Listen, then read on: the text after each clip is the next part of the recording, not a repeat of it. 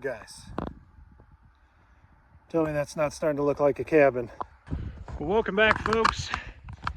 It is the temperature is not much different from last week, but it feels a lot colder. There's a lot more moisture in the air, and we have an even colder front coming through here in a few days. So we got a good strong north wind, but we got the fire going.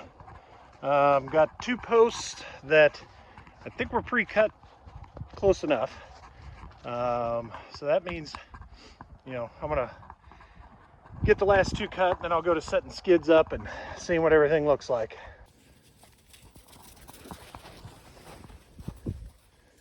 Someone is excited to be out here. Looks like we've had some more visitors. That is pretty good size deer print. And then we've got a number of other prints. A little Bingley just walked through here, so they're gonna get a little mixed up. This one right there, I think that's a coyote. Not these. That one, I think that's a coyote. That's bigger than Bingley's foot. Get some more visitors. One of these days, we'll get a game cam set up here so we can keep track of who's coming to see us.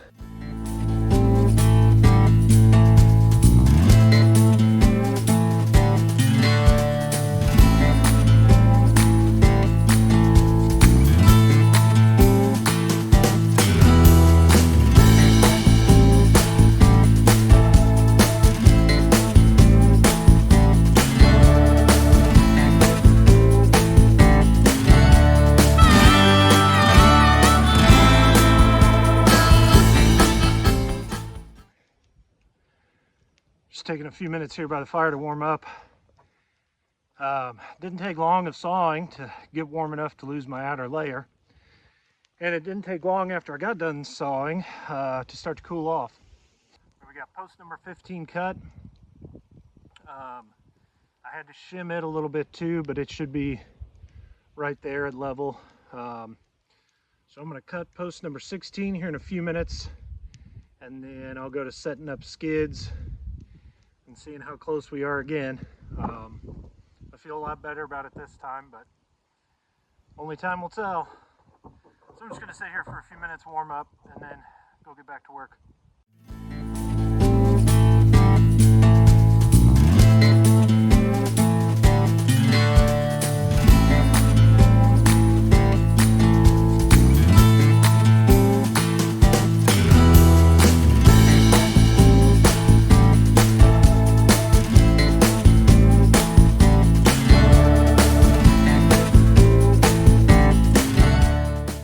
Okay guys, we got post 16 charring. Just got to get that end. And so these middle 2 rows, this first one on row 2 or 3, I guess. I took it back to the shop and meant to, it just needs about a blade width off, and totally forgot it. So I don't have it here today. But these 2 skids are set up. Got them set up so they are level lengthways, and then I looked at them and I thought there's no way those 2 are level side to side. I won't show you the bubble, I promise, but they are level, so that is looking awesome. As soon as post 16 back there in the corner is done, I'll set up skid number whatever this one is on the left, and hopefully everything will line up there too. Now this last one, remember I have to do some chopping up on our skid here, so I'm essentially going to have just one piece of the skid from, let's see, that'd be post 1 to post 5, and then post 5 to post 9. I'm pretty confident I can get those 2 lengths out of this skid. It is by far, as I've shown, in the worst shape, but I think having it on the exterior here, especially on the side that we're on the most, we can monitor it, and I think as long as we keep moisture off and away from it, the parts that are solid will be fine. So I'm gonna chill out for a while post 16 chars, get it set up, and see how we look. Guys, tell me that's not starting to look like a cabin. So I set this closest skid up there just as a visual. So it's not quite on. You can see that 2x4 that's showing levels a little bit high. But yeah, that's just because it's rotted part out in the middle. But I just wanted to get set up there. We are level. There are a couple posts I just need to shim just a hair. But other than that, we're level. We are level in all directions. Give or take a shim here or there. So we will obviously come in and take off 1, 2, cut those skids off right past these posts, because that's the part that's going to be the little porch area. I'm actually pretty excited about this area, just somewhere to store tools and heavy coats and stuff like that. That's doesn't have to take up room inside the cabin, but doesn't have to be out in the elements. So today was a big step. All posts are cut and charred, and everything's level. So again, next step, I obviously have to finalize this closest skid, deal with the rotten part in the middle. But then it's just going to be more dialing in, which is an exercise in patience. But the skids are not equidistant; they're not parallel. I was solely focused on getting everything level. Then we can shift stuff around, each post left to right, front to back, to make everything parallel. And then we'll lay in the pieces that will set the insulation on top. I'll spare you explaining that again, because I'm probably not explaining it well, but I promise it'll make sense whenever we do it. So I'm feeling pretty good about today. So, running short on daylight. Probably got about 30 minutes left or so. It's always brighter on the camera than it is in real life, which is interesting. Also, somebody is getting pretty cold. There for a few minutes, I just stopped and kind of put him inside my coat, and we nestled up to the fire and got him a little warm back up. He's got a bunch of icicles on his belly here, so I know he's got to be cold. But anyway, I wanted to talk about that saw a little bit. Actually, just kind of a post-game analysis on kind of what I've done so far, things I would have done differently. Looking back, as far as cutting the posts, I think my major problem with the chainsaw was that my chain was very dull. I think if my chain was sharp, I probably could have really gotten close enough to be able to cut them flush. So that's something I need to revisit before I go and gather firewood next, which is probably going to be one of the next few videos. We're really getting low, and it's going to continue to stay cold out here. So we're going to need firewood for when we're working, for warming up, and maybe bringing out some food and cooking on it. Another thing that I would have done differently. So I tried the skill saw. That didn't work. The battery powered one. I thought about lugging a generator out here and doing a corded one that's probably going to have a little bit more power. The generator I've brought out once. I don't know if you guys remember, it's been quite a while. It's clunky, it's heavy. I'm hoping to bring it out definitely while we're framing.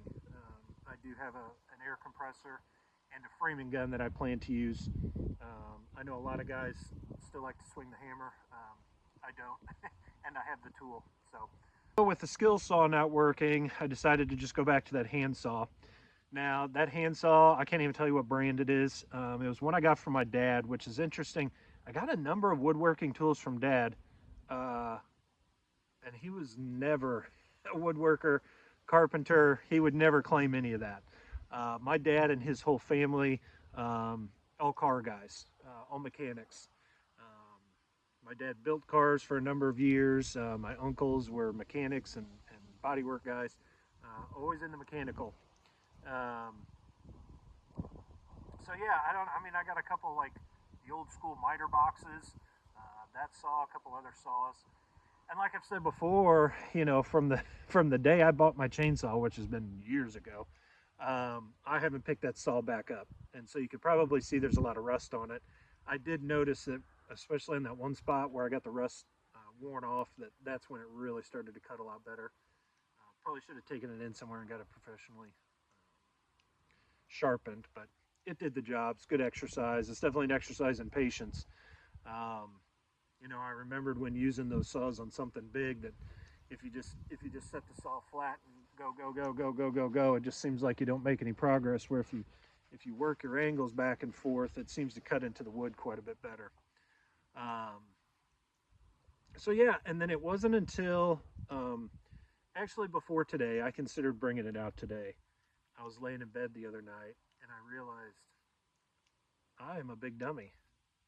Um, there was a much better tool for me to use out there that I do have access to, um, that I have used on this channel before, and that was that Sawzall, again with the generator. So I would have had to lug it out, but I could have lugged it out and cut all of these with the Sawzall within probably an hour. Didn't think about it till I was almost done. Oh well. Sometimes it's kind of fun to go back to kind of older school methods and do things that way. It's obviously a lot slower, but it's easier to make sure that my cut is good and flush, which not all of them wound up being super flush, but they were close enough. Another thing about the handsaw, it's just a good lesson in patience. With a lot of tools, I have found the key is to just let the tool do the work. I would get impatient with the saw and really kind of push down, and then just bind up and bend. Whereas if I just glided the saw along and let the teeth do their job, then it went actually faster. Same thing I found with like splitting mauls or just mauls in general. The weight of that head's there for a reason, and so you just let the weight do the work. As a young man, I'd still take those things and just try and swing them as hard as I could to make the process go faster. But the older I get, the more I realize just let the tool do its job, and it's actually faster in the long run. All right, we're officially out of daylight, and I've got a very cold little dog on my hands. So we're gonna call it a day there. Pretty excited with the process. After almost 1 year, we have something that kind of starts to look like a cabin. So pretty excited about that. Appreciate you guys coming along for the ride. Some days are better than others, but as always, I hope this video blessed you. See you next time.